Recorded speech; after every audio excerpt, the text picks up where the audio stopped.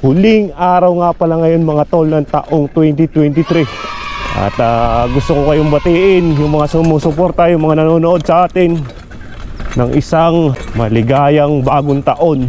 Happy New Year sa ating lahat. Maraming salamat sa mga sumama sa atin, sumuporta sa buong taon ng 2023. Ako'y palaging taos-pusong nagpapasalamat sa inyo.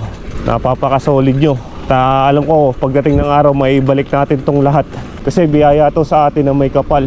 Palagi lang tayong magpapatuloy, kasi may mga mas naniniwala sa atin na meron tayong patutunguhan sa ating mga ginagawa. Gusto lang nating batiin ng isang Happy New Year ang ating mga solid na tropa.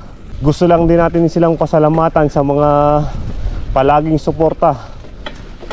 Kung hindi dahil sa inyo, baka tumigil na tayo sa paggaganto.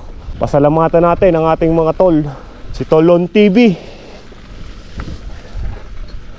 si Tol Repsol Solo Rides, si Motogab, si Mikmix Vlog, si Tol Francie Adventures, ang mag-asawang Barako, ang Team Barako Motovlog, at si Mrs. Barako, si Lods Bernice Moments, si Lods Larawan at Letra, si Boss JD,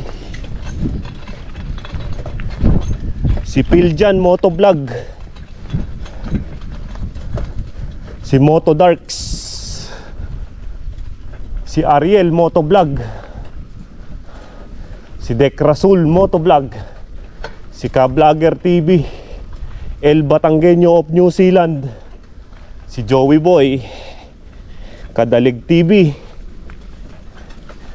Johnny TV, si MTV Moto, si Irene and Dante Vlog,